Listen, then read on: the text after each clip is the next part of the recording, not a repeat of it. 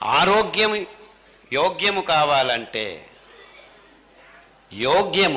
ఆరోగ్యము కావాలంటే మనం ఏం తింటున్నామనేది ప్రజ్ఞాపూర్వకంగా మనం నిర్వచించుకోవాలి.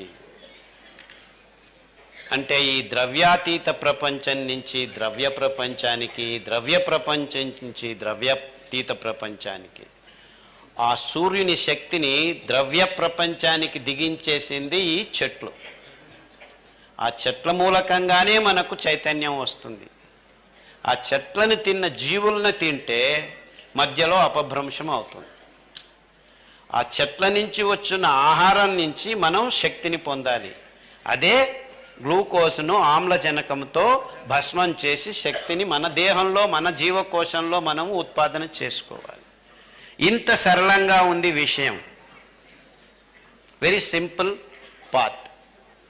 కాబట్టి ఎప్పుడైతే మనం శాకాహారం వైపు మొగ్గు చూపుతామో అప్పుడు మనకు ఈ ధ్యాన గురి మొదలవుతుంది.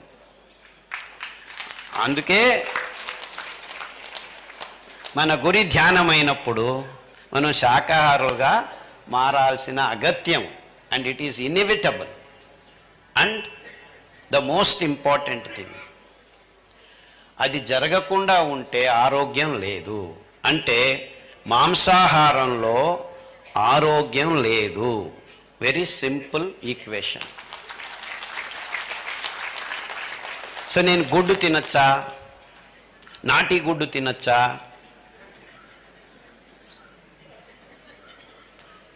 జలపుష్పాలు అని పేర్లు పెట్టుకున్నాం, చేపల్ని తినచ్చా అంటే కొంతమంది చేపలను తింటే శాకాహారం అనుకుంటున్నారు.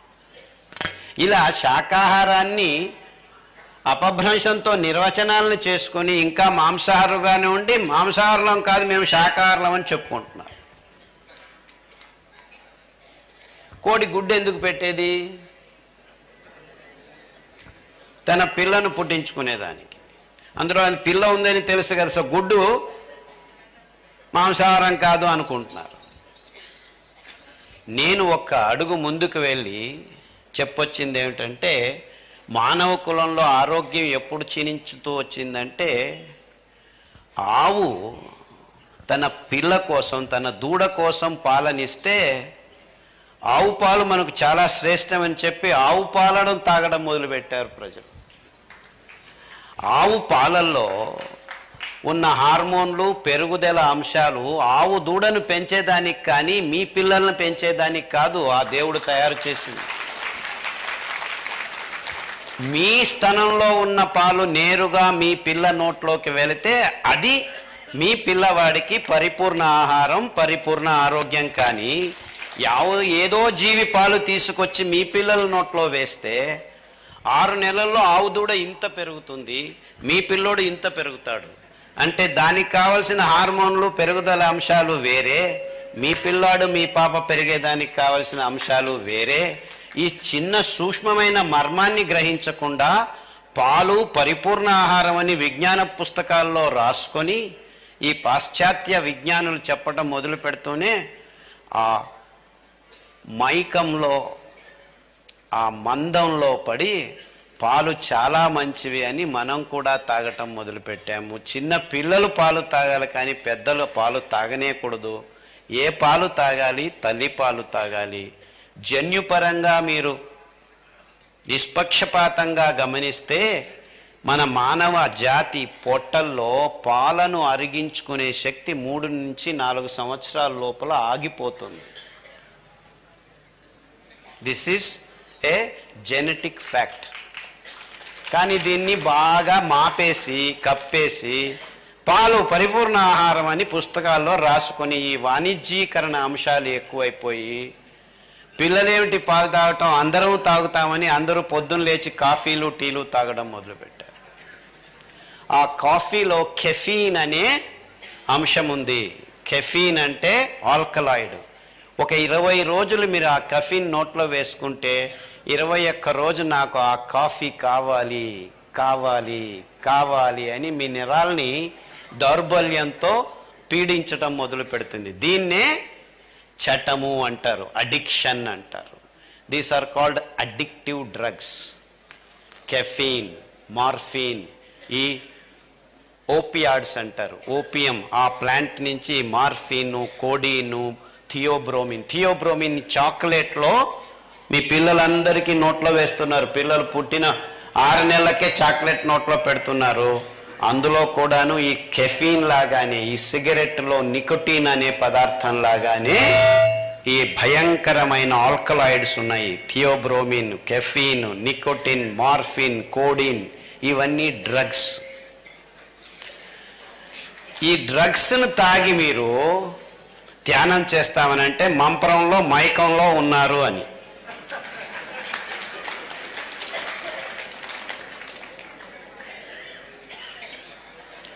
సో పొద్దున్న లేచి కాఫీ తాగకుండా ఏమీ చేయలేను నేను అని మళ్ళా ధ్యానం గురించి 2-3 గంటలు ప్రవచనాలు ఇచ్చేవాళ్ళని చూస్తున్నాం మనం.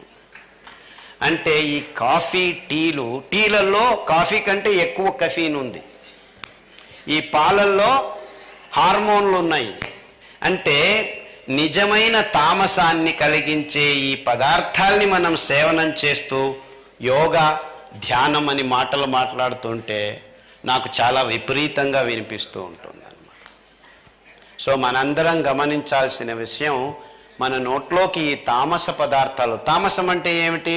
నాకు అదే కావాలి, నాకు అదే కావాలి, నాకు అదే కావాలి, కాఫీ కావాలి, సిగరెట్ కావాలి, సారాయి కావాలి, డ్రగ్స్ కావాలి, అది లేకుంటే కాదు. దీన్ని దుశ్చటాలు అంటారు, అడిక్షన్ అంటారు.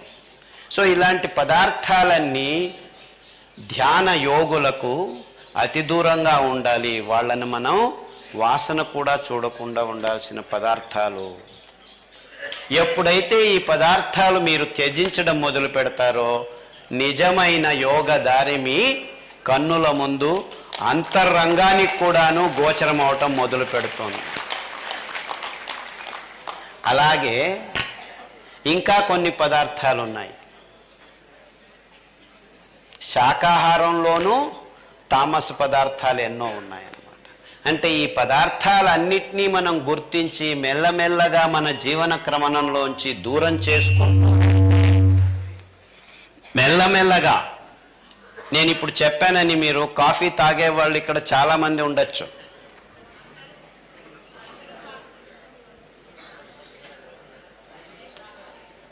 తాగని వాళ్ళు ఉండొచ్చు కొంతమంది.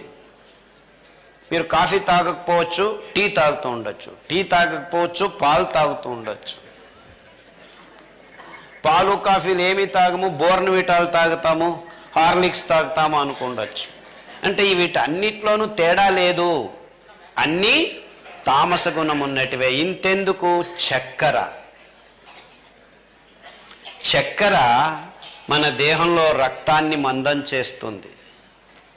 ఆ చక్కెర వల్లే మొత్తం ప్రపంచంలో ఉన్న ఇప్పుడు ఆధునిక రోగాలన్నీ బయలుదేరాయని ఇంతవరకు ఏ విజ్ఞాని ఎవరు చెప్పట్లేదు. ఆ చక్కెర 1 గ్రాము మీ దేహంలోకి వెళితే మొత్తం 6 నెలలు మీ దేహంలో ఉన్న రోగ నిరోధక శక్తి వెనక్కి వెళ్ళిపోతుంది.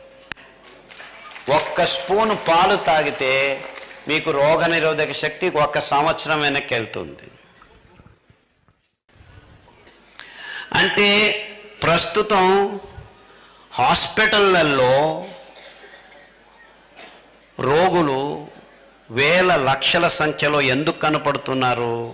గడిచిన 50 సంవత్సరాల్లో ఒకవైపు విజ్ఞానం చాలా ముందుకెళ్తుంది అని చెప్తున్నాం. సో విజ్ఞానం చాలా ముందుకు వెళ్తూ ఉంటే మనం ఆరోగ్యవంతుల్ని తయారు చేస్తూ వచ్చి ఉండాలి గడిచిన 50 సంవత్సరాల్లో. కానీ గడిచిన 50 సంవత్సరాల్లో రోగులు ఎక్కువ అవుతూ వస్తున్నారు ప్రతి దేశంలోనూ. 100కి 30 మంది డయాబెటిక్ పేషెంట్స్, 100కి 18 మంది క్యాన్సర్ పేషెంట్లు, 100కి 32 మంది థైరాయిడ్ పేషెంట్లు, 100కి 40 మంది ఊబకాయాలు, 100కి 70 మంది మలబద్ధత. అంటే పొద్దున్న లేచి మనం కల్మషాల్ని బయటకు వేసే ప్రక్రియ సరిగ్గా జరగట్లేదని ఇలా చెబుతూ వెళ్తే 100కి 10, 100కి 20, 100కి 30, 100కి 40, 100కి 70 అని మొత్తం యాడ్ చేస్తే 200 కంటే ఎక్కువ అయిపోయింది. అంటే ఒక్కొక్కరికి ఒక్క రోగం కాదు, ఒక్కొక్కరికి 2 రోగాలు ఉన్నాయని. ఇవి నంబర్స్ అయితే రోగ లక్షణాలు పలు భయంకరంగా గడిచిన 50 సంవత్సరాల్లో కనిపిస్తున్నాయి. ఎంతవరకు అంటే ఇప్పుడు అమెరికాలో పార్కిన్సన్స్ అనే రోగంతో అందరూ భయపడిపోతున్నారు. అంటే పార్కిన్సన్స్ అంటే ఏమీ లేదు, చాలా సింపుల్గా ప్రజ్ఞ తప్పిపోవటం అని. బతికుంటారు కానీ తాను ఎవరని తనకే తెలియదు.